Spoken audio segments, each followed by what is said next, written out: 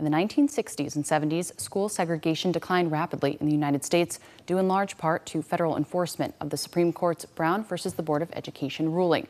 But more than 50 years later, a handful of Florida school districts remain under active desegregation orders. As News 13's Grace Velez tells us, Jackson County was one of them. That is, until a couple of days ago. In July of 1970, a federal court filed a desegregation plan for the Jackson County School District and several other districts across the state of Florida. The difference is Jackson County just got theirs dismissed on September 16th of 2025. But some Jackson County residents were around when it got filed, and they remember why. There was so much to remember. There was a great change, as you know, going on. Many of the changes became obvious within a few years. At one point in the Jackson County School District, their yearbooks went from looking like this to looking like this in just under a decade. These two yearbooks are from the same school, Mariana High. This one's from 1961, and this one's from 1970, after they had already integrated. Now, that integration didn't come without a little bit of help from the federal court. I was actually a senior in high school in 1970 when all this started. And I could remember a lot of the causes of it, yes. Aside from being in the first group of students to integrate, former school superintendent Steve Benton says he doesn't remember it being the biggest deal. Benton grew up in Malone, where everybody already knew each other. We did not have issues with it. Actually, we had already worked together in watermelon fields and peanut fields and everything else. I mean, it was no big deal back coming up as far as the integration part. But once he began working with the school system under the court order, he began to understand it. Trying to make things the best that you can, and others working the same way, you know, trying to do the best they can with the situation as it was.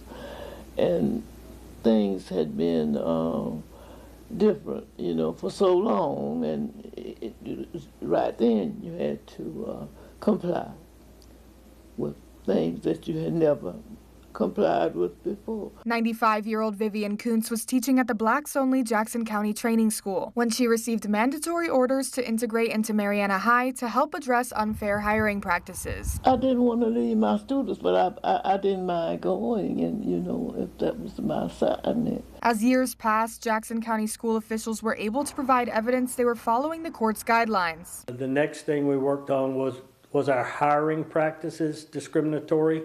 Were we hiring enough primarily African-American teachers and administrators, and we supplied data on that for a period of time. We sort of changed the way we looked at the data. School District Attorney Matthew Fuqua has been working to dismiss the court order for 16 years. He says the district had to meet several benchmarks. The first thing that I worked on was the provision that said our school construction and our transportation was not discriminatory. So we filed motions on that, and the court checked that off. Then we still had left hiring and discipline. The next thing we worked on was hiring, and we submitted data to the U.S. Attorney that showed our hiring practice were not discriminatory, and we checked off that box.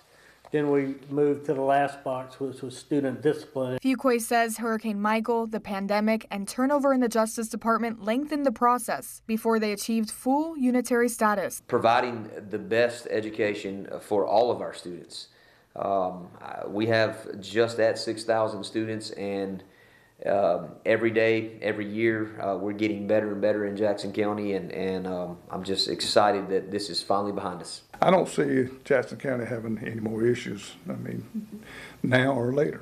I just feel like that, you know, it's a good community to work in, and we have all kinds of people working today, and I just feel good about it. It's just a stamp of approval. I mean, it's something that the courts should have gotten rid of a long time ago. Throughout the process, school officials say they identified some areas that still needed improvement. We were able to fix some problems or find a way to look at things from a different light in hiring and in student discipline to say, hey, what can we do better to attract better teachers, more teachers, minority teachers, and get our students graduated. Even with our student discipline data that we had, we were graduating African American students at a higher rate than most anybody else. Attracting minority teaching applicants remains a struggle. Nolan says putting this case behind the school district means they'll have to jump through fewer hoops. Going for any type of funding, building schools, it's just more work for us to do to acquire certain things that would benefit all of our students in Jackson County. And seeing this across the finish line and getting this completed, it's a great thing. It was a long journey to get the court order dismissed. It was an even longer journey for those who fought for the ruling and lived through the aftermath. Working in that system, your job is on the line. I think segregation is terrible.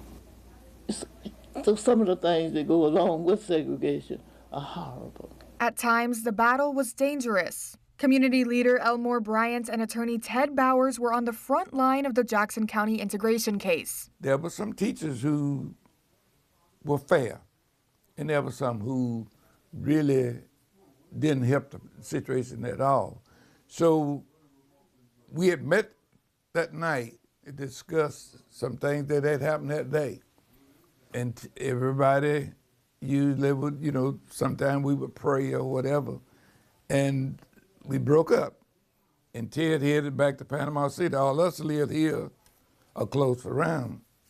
When he got somewhere down the Panama City Highway, he had called back, and his sister found out that some explosion went off under the car. To this day, we don't know whether it was a dynamite or what it was. Bowers died in 2017. Bryant died last year. Neither lived to see this day, but their legacy of fighting for equality remains. In Jackson County, Grace Velez, News 13, Panhandle Strong. Fayette County remains under active desegregation orders. We'll tell you more about that case next week here on News 13.